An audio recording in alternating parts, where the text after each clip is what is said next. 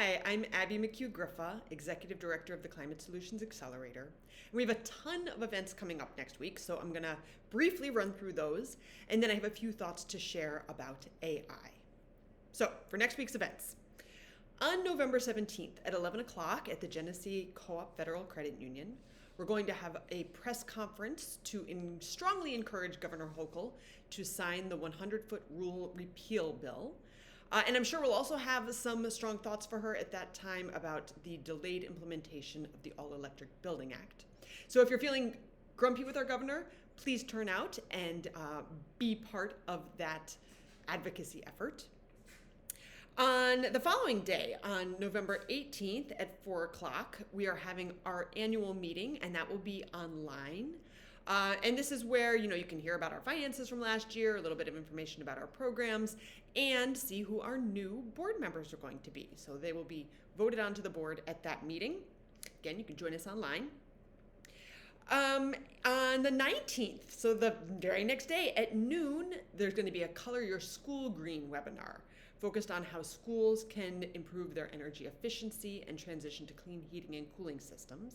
And later that same day at 5:30 at Connected Communities Neighborhood Hub, we're going to be having an opportunity, especially for renters and landlords, to provide some input on the split incentive study that we're working on with the Urban Institute. And just real quick, what is the split incentive? Well, that's when the landlord is the one who's responsible for making upgrades, but the tenant is the one who pays the energy bills. And so their interests don't necessarily align.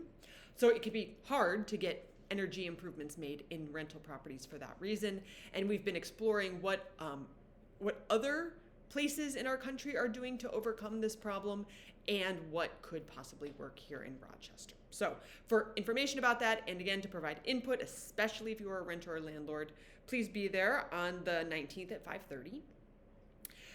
And lastly, on November 20th at 1 o'clock, we're going to have a webinar on how to use our community progress monitor. And of course, that's where the data regarding our tracking the progress on the climate action strategy, regional climate action strategy, is housed. So our wonderful Omar Aponte will talk you through that, how to use it. And if you have questions, that would be a great time to ask him. Okay, so switching gears a little bit. I am very concerned about artificial intelligence. And it has become clearer to me that a lot of people don't really understand why AI is problematic, both from a environmental perspective and just sort of a general social economic perspective. So want to make sure that we're being clear about why you might want to think twice before you use AI for anything and everything. So want to acknowledge that AI can certainly be used for good things, including, addressing climate change, improving our grid, et cetera, et cetera. So there is potential for AI to do good. That said, from my perspective on the spectrum from extractive to regenerative, AI is pretty essentially extractive in a number of ways. And one of those is, of course, the environmental impact. AI uses a ton of energy, right? And because of that increased demand for energy right now, we're seeing energy prices go up. All these data centers are being built, again, just creating demand for energy that we already were having trouble meeting, right? And now it's just getting much, much worse. And in terms of our climate progress and the need to reduce energy usage, this is moving us in exactly the wrong direction and quite alarmingly quickly. So from energy perspective, AI is a huge thumbs down for me. But then there's also the water that is used, the mining, right? So the environmental impacts of AI, if you're not already well versed in that, I would recommend just doing a little research to learn more about that. But again, that's only one of my concerns about AI.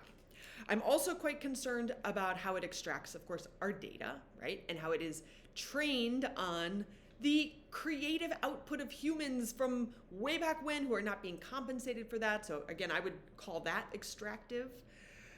What else? Oh, our time, our attention, our ability to build human relationships. I mean, there's just so much that AI is, I would say, taking from us in that regard, as well as the de-skilling that happens through the use of AI, right? Like, I am very fortunate that I like to write.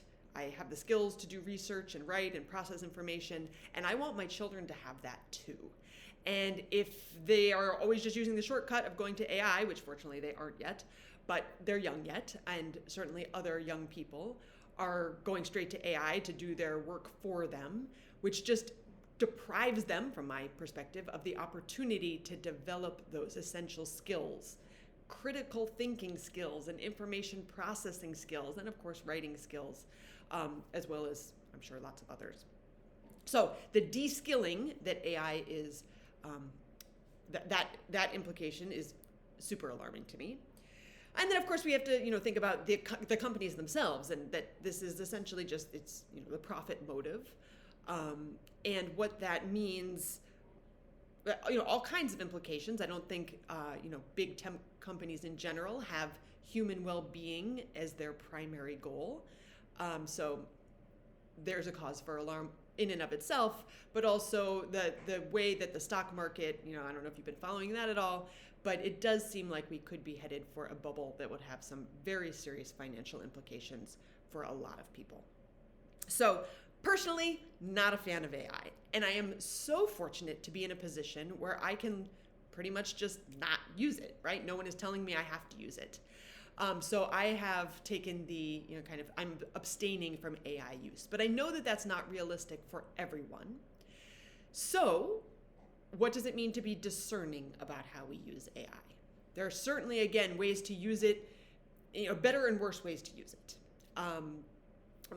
One of my colleagues confessed to me the other day that she had used it to do some calculations for the rate case, which, there was a time crunch, like the deadline for submission was right there. And so she used it, it worked well.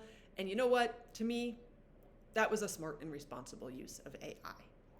Now, to use it just to make like silly memes or videos that you don't really need or whatever, and I should say, using it for videos is a lot worse than just, a chat kind of interaction with AI or written word.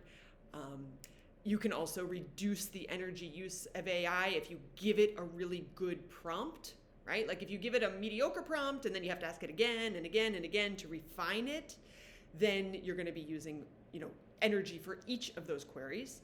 So thinking about if you're going to use it, making sure your prompt is really solid from the start so you get the information you're really looking for. And if you are part of an organization, making sure that your organization has an acceptable use policy. We are in the process of developing that for ourselves. And I don't quite know how that's going to shake out, right? Because I don't think a flat out ban for our organization is probably the right approach, but we want to make sure everyone on our staff is aware of the implications of using AI and really thinking about when and how it is truly strategic to use it and how it can be used responsibly to reduce the impact. So again, all organizations at this point need to be thinking about developing an acceptable use policy. And then lastly, I would just mention talking to friends and family and neighbors and colleagues about this. I have been really surprised how many people I've talked to recently who just do not know. They just do not know that AI is problematic in all these ways, and in particular, the environmental piece. So, probably the big tech companies aren't going to be the ones, if people are spending a lot of time on social media, probably not the best place to get solid information about that. So the human-to-human contact, the heart-to-heart conversations about why people might want to think twice before using AI, I think are critically important right now. Oh, and I forgot to mention regulation. We really need solid regulation to make sure that the benefits of AI are going toward humanity, right? And maybe we need a robot tax or something like that. I don't know what exactly the right approach is. I'm honestly not at all optimistic that we're going to get that at the federal level right now.